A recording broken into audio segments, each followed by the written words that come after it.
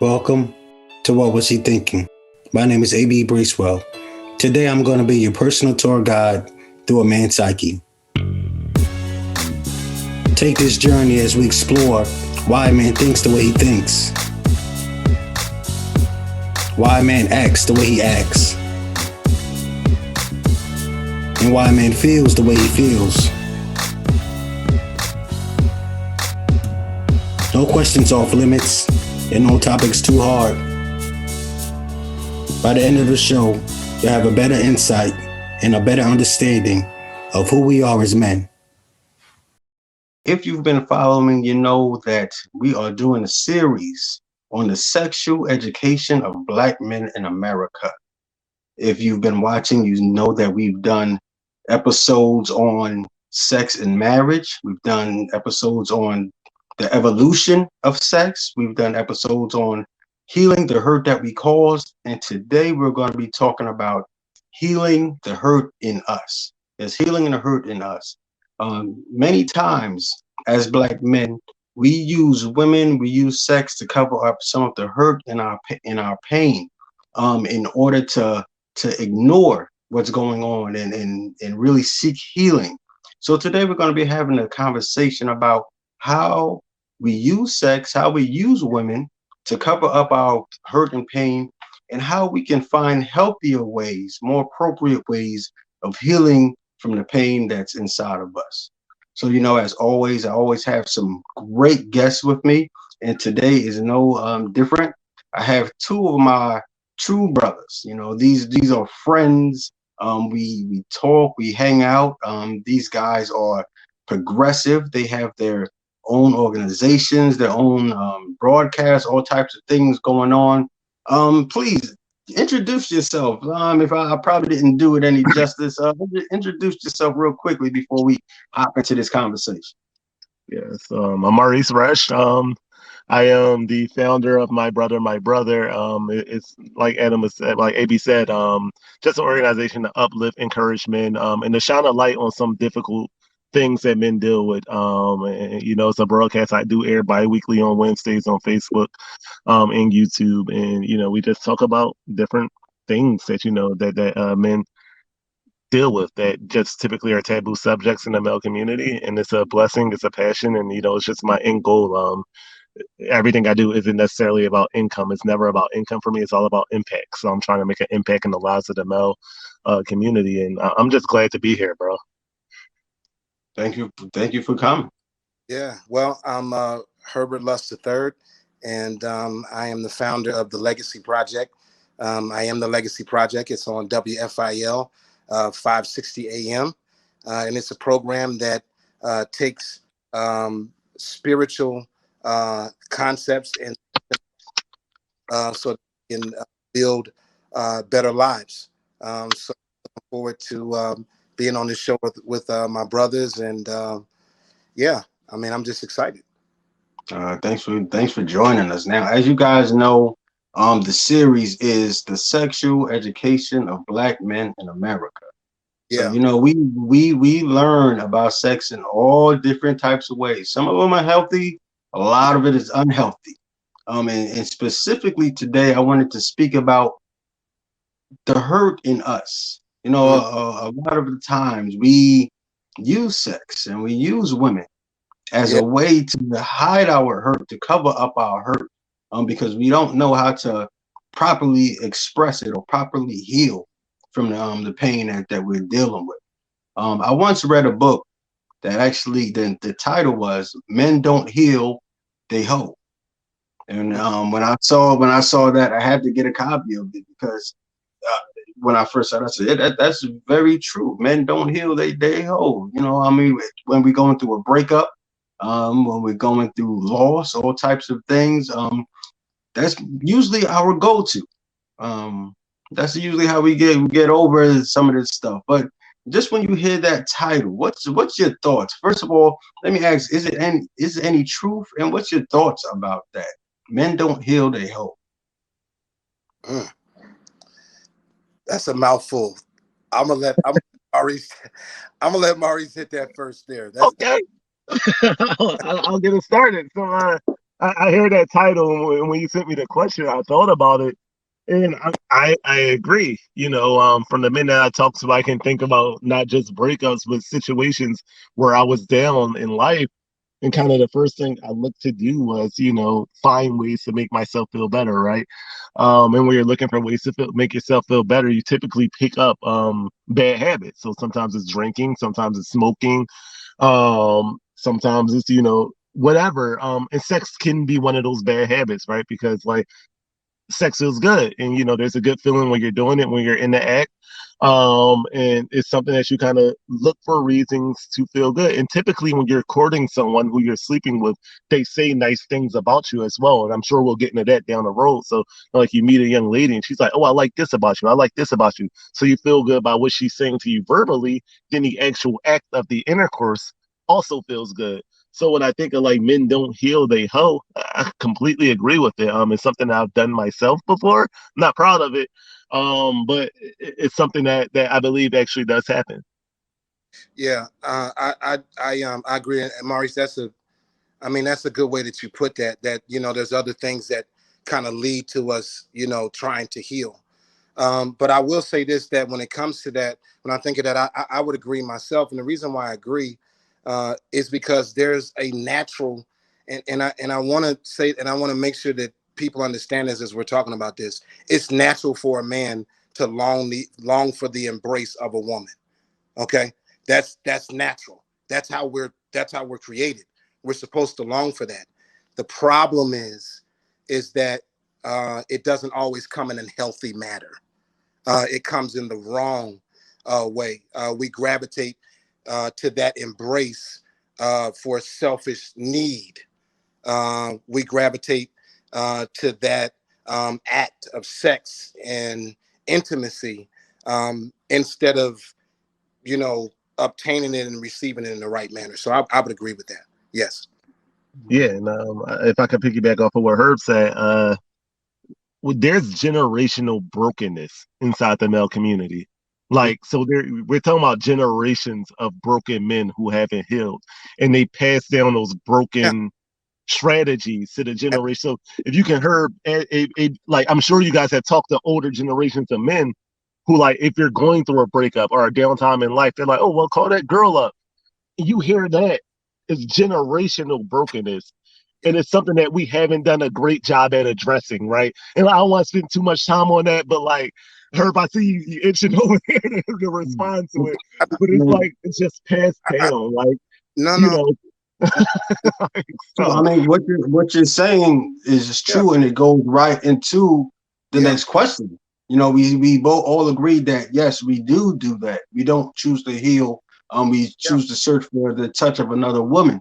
My next question is kind of what you were speaking to, like that generational brokenness. The next question is, why do you think we do that? Why do men choose to turn to sex and turn to women opposed to find alternative ways of healing? Because it's easy.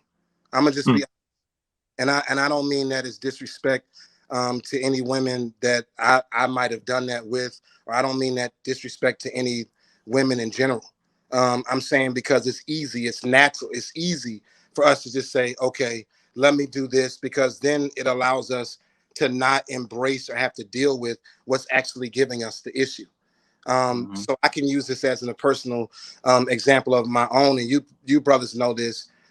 Me wrestling with so many years of my mother being, going through the mental struggles that she went through.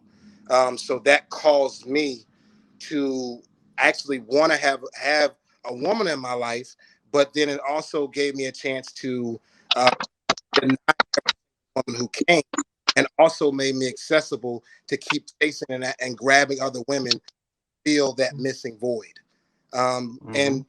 and without dealing with the issues that were plaguing me.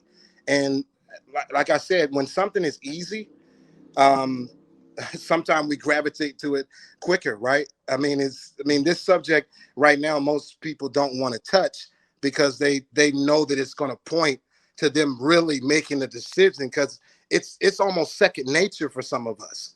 Like, I'm hurt, let me go do this. So Mhm. it's me. I think we do it because it's easy. I know I yeah. Okay. Yeah. And it's expected too, right, Herbs? That's another thing. You know, it's expected. I very recently was having a conversation with a young lady that I'm interested in courting, and she asked me, she said, "Well, what are you looking for? Are you looking for someone to build with? Or are you looking for someone to just kind of have sex with?" There it And is. I was like, honestly, like my response was honestly neither. And she was like, neither. And I was like, I'm in a really good space in my life right now. Like I can honestly say I'm in a really good space in my life. I've healed a lot. I've gotten to a good place in life where I'm comfortable and I'm not looking for anything to disrupt my peace. In pursuing either one of those lanes can disrupt your peace, right? So pursuing sexual relationships with women or romantic relationships, both of them have their own problems. Yeah. You know, so when I think of like where it comes from, it's accepted, it's expected, like it's expected that, oh, you break up with a woman, go find the next one as quickly as possible, not to take some time to really heal. That's what women are expected to do. Right. For men in general, and not just from a sexual sense. Like if you think about other things that hurt when you're a little boy and you fall down and scrape your knee, your Don't. parents say get back up. When you're a little girl, they run over there and comfort you and give you Yeah. sometimes to cry. And it's just like it's so deep, well, it was multi-layered. Like that question is multi-layered. Because I just feel like we're trained as men not to stay in a space for too long, to move through it. And as you get older, you get into this place where you're trying to untrain which you have been learned, which you've learned your whole life, which you've been taught your whole life. And it's Right. really difficult to break those habits. Um, so I think that's where a lot of it stems from. Like that's the expected reaction. That's the accepted reaction. If you tell someone, "Hey, I'm celibate right now because blah blah blah," or "Hey, now I'm not really interested in that." Especially that we're all Christians, but especially if you're talking about people who aren't, who don't subscribe to the Christian theology, like celibate, why? You know, I worked at a job, and literally every time a young lady got hired, if I would speak to them, someone would run up to me and say, "Oh, you must be trying to hit that." No, like I was just, what I'm saying. So it's like this expected behavior within the male community that you womanize and that you chase women and not take the time and heal and deal with what it is that you're doing. And if you take the time to do that, you're almost, treated incorrectly because of that. Yeah. And we use it as a distraction Yeah. because healing isn't easy. When we decide we want to heal, like you have to really look in the mirror and sit down with yourself, sit down with your own thoughts, with your own emotions. Healing is hard work. So to avoid doing some of that hard work, we find the easiest distraction, which is a pleasurable distraction, but Yeah. it's definitely not a beneficial one, Yeah. because we end up bleeding that hurt and that pain on someone else. And like I was saying, we had other episodes prior to this when we talked about healing the hurt that we caused. Yeah. Now we're talking about healing the hurt that in us, but we all know that hurt people hurt people. Yeah. So we hook up with a young woman while we're hurt, we're only going to end up hurting her, because Yeah. this is because use it as a distraction. Mm-hmm. No. And I mean, that distraction, and see, that's what makes it even worse. Like if you're hurting and then you have somebody else who's hurting. So now you got two people who are ignoring what the issue is, what the cause is. And, I've been in situations where it wasn't always me, it was both of us. Like when you have both people doing the same thing, that this is what they do in order to find their comfort, because there's women who do the same thing as us, right?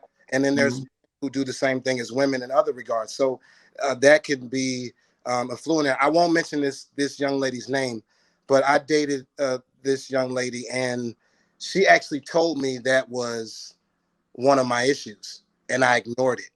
Yeah. And then trauma bonding is real, right? So Yeah. trauma bonding, that's Yeah. a real thing. Like I'm damaged, you're damaged, we hurt Yeah. together. And that's Yeah. what brings us closer. Like that's Yeah. how I've had conversations with women whom I was dating or courting, and literally the first like 3 weeks of conversations was just both of us just complaining about the things our ex did. Not talking about who I am as a person, what I like. It was just like, this is what my ex did. This is what my ex did. This is what my ex did. And you bond over that trauma. You feel like, that you've built a relationship with someone through that trauma. But then, like, as you start to move past some of those emotions, you realize I had nothing in common with this young lady except for that we were both damaged at the time that we met. So that's a real thing as well. Yeah. Yeah. So we keep saying pain and hurt, trauma. Let's get a little bit deeper, a little bit more specific. if you can think of a personal experience or even guys that you have mentored, what type of pain do we often try to cover up with sex? Self-esteem issues, confidence issues? Like, what type of pain are men going through that we usually try to use sex or women to hide behind? Oh, everything. Yeah. Can I Yeah. say all of the above? I mean, I pursued sex because I felt like I wasn't attractive enough. I pursued sex because I was feeling depressed. I pursued sex because I was hurting. I pursued sex because I was bored. I pursued sex because, I just needed something to do in a Yeah. particular time. But I think the biggest thing that I will say of everything that I named is probably the self-esteem piece, right? There was this feeling for me personally that I didn't think I looked good enough. I didn't like the way my voice sounded. I didn't think that, I had accomplished enough in my life. And I was really down on myself. And, you will meet a young lady early on, you're in that honeymoon phase, and all they do is say nice things about you. It's good to hear somebody say that you look good, or, that you smell good, or that, they enjoyed talking to you, or that you were really intelligent, or, you had these gifts, and I love this about you. So it really was like a huge confidence booster for me. But one thing I had to do to get through that was learn how to love me, right? So I had to learn how to look in the mirror and tolerate myself. So I had to say, you got to learn how to tolerate your own voice, Maurice. You got to look in the mirror and like the things about you. You have to be okay with where you are in life so far and where you're going to be down the road. Once I kind of stopped looking for those things, looking for that outside validation, and started finding them within, all of that stuff went out the door, and it became so easy for me to kind of block out pursuing women to fill those voids that I hadn't dealt with myself. So now I'm at a point. That's why I'm at a point where, like I said, when I was courting that young lady a couple of days ago, I can say like, no, like I'm not looking for either one of them because I'm comfortable right now, and I don't necessarily need you to fill any voids that I have within myself. You'll be coming in, as a partner for me at this point. Like you're coming in as a real friend, as a real person that I want to have chemistry with, not someone that's just filling these holes that I haven't dealt with myself. And that's just an amazing place to be in, honestly. It's a really amazing place in life to be in. Yeah. Yeah. I wrote down two things.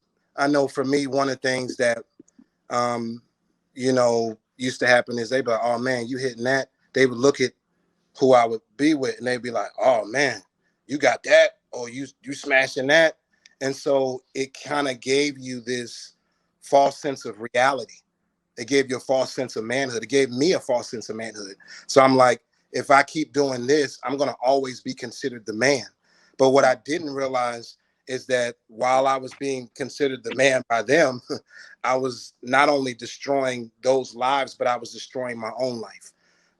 The second thing that I wrote down here is that, you know, the self-esteem piece, but then like when you have a lack of control of stuff in your life, you want to be able to control something, right? So we all know this, right? Um, Listen, you're not going to see LeBron James play in a charity basketball game and get real excited if he dunks on somebody who's like Joe Blow every day on the street. But if that person dunks on LeBron James in the charity game, right? Why? Because that's everything to them. That gives them some sense of ownership in life, right? And it's just like that for us. Like when you are all over the place, when you can't control anything, if there's something that you can grab a hold to and say, this is what I can control, this is what I can man, this is what I can shape and push in whatever direction I want it to be in, then it gives you some sense of comfortability. And I mean, I don't know about you, but there are times where I wanted to control, like, me not doing good in school, me doing other things and having other problems that I had in my life, right?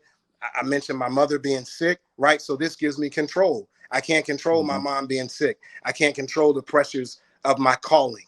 I can't control the other things that are going on in my life, but I can control this act right here, right? Yeah. I'm in control of it. Mm-hmm. I can do this when I want. She's Yeah. gonna come to me when she wants this. You see what I'm saying? And so that whole control piece, being able to control something, adds to that. Yeah. Yeah. It's something that you guys said that really triggered something in my thoughts. I often speak about that developmental trauma And we don't usually see it as pain or hurt because we develop in it. But we Yeah. don't realize like the way we're taught Yeah. to heal or to address pain Mhm. is traumatic. Yeah. That's not healthy. That's not that's not appropriate. And that definitely doesn't lead to a happy and enriching relationships with people. Mhm. And but because we are surrounded by that in our environment, we're taught that stuff, and everybody else is doing it, we don't realize that it's wrong. We don't realize that it's getting in our way of really being in healthy relationships or really achieving what we want to achieve in life because it just seems normal. Yeah. I do it, my friends do it, my dad did it, my uncles did it, everybody did it the same way. So I want to change the direction of the conversations a little bit, and I want to help the guys that's out here listening and watching, and women that have young men, us, that have sons or we're mentors. We want to really help guys and give guys some advice. Herb, you was talking about the way we measure manhood, Yeah. and how sex was a way where you felt like the man. Yeah. What are some appropriate ways, or what are some real things that we should be measuring our manhood by, opposed to how many women we have or how many sexual partners we conquered? What what are the real things that we should measure our manhood by? Um, I wrote some things down here. I mean, obviously, having a love for God, relationship with Christ and that sort of thing. But I say productivity. What are you doing? God created men to be productive, and we are examples of men who are being productive, right? We're walking in what it is that we're supposed to be doing. And a man is supposed to work. A man is supposed to be productive at something. A man is supposed to be building something, not necessarily, doesn't have to be a corporation. It can be anything. But whatever it is, there should be productiveness. And I will say this one, these two things, patience and um, I think a real man understands when to whip that hard line out and when not to do it. And when we don't have those things, like how many like we talked about earlier, how many times have we heard, don't cry, don't do this? I'm not going to say this, but I was at a funeral one time when I was young, and somebody told me, don't cry, you got to be strong. You got to be strong for the people in your family. And I'm just like, and I'm younger, so now what I'm training myself to do is not be compassionate, not feel any sense of hurt. And so now I become numb to everything. So I think a man is being numb to every single thing that happens in my life. Okay, you're mad at me. I don't care because I don't feel anything. Okay, I disappointed you. Okay, I don't respond to pain. So, all right, my bad, but I really don't care. I'm going to keep doing it anyway because I don't respond to my pain. I don't acknowledge it. So that gentleness and things of that nature. And I know that these things seem kind of, whatever, I guess, soft or whatever. But I've learned that these are the mistakes. See, I want to help people, and these are the things that I did not do. I did not be gentle. I was rough when I should have been gentle. Mhm. Um, when I should have been patient, I wanted it to happen right then. So now what I did is I frustrated, right? I frustrated, and then just like a real love. And I mean, guys, I struggled with this, and I mean, I can admit these things now, but I know for sure there are. I mean, I don't want to put anybody on the spot, but Mhm. there's at least three really great women that I probably could have been married to right now. There possibly could Uh-huh. be more. I don't know. I mean, Yeah. I'm just thinking off the cusp, but there Yeah. at least, I would say at least four that I had Mhm. because I was doing that whole thing, right? Because Yeah. I wasn't fixing me. So I was going from this one to this one. And then once I left this one, I realized, oh, that really should have been it. Okay, no, okay, I got to find something else. Okay, now I'm jumping to this, I'm jumping to this. And so I say like real love. like in endurance and things and things that I hope I'm not boring y'all with this, but No, I'm trying to be real, man. I don't want you're to not boring me at all. get up. As you speak, I'm thinking of myself, man. There was a time in my life where I probably was single for maybe for a good 7 years. And that was after a terrible breakup. But I was sitting not in a relationship, but I was hoeing like crazy, like through them 7 years. Yes. And when I think back, I'm like, yo, I was really hurt. You know, I was in a lot of pain during those 7 years. Now I didn't step away and I didn't go and heal, but I was just running around like a wild dog during those years. And you know, and I'm thinking about the people that I probably hurt because I was hurt during that time. Yeah. That's the Maurice. That's the biggest regret for me. Out of everything.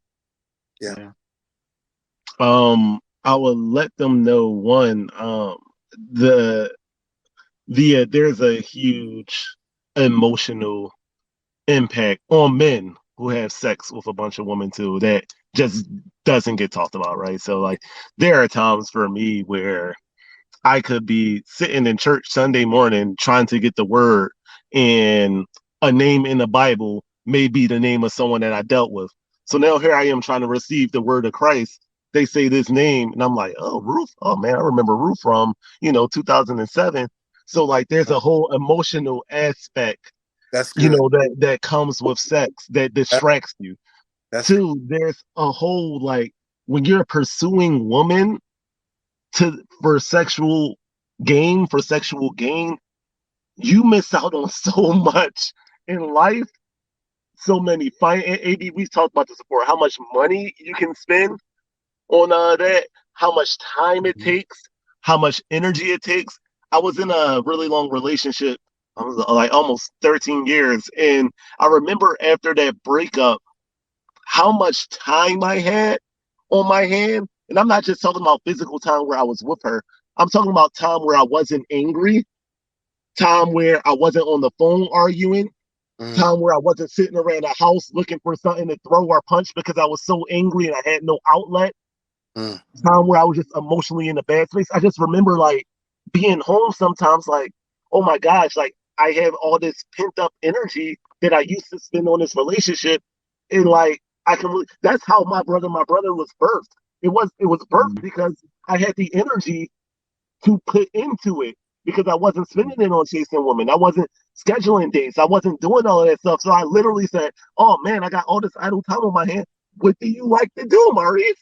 Go to the movies by yourself, bro. You know what I'm saying? Go to the basketball courts alone. Go out for a walk. Get to know your city. Like there were so many things that finally work on that dream.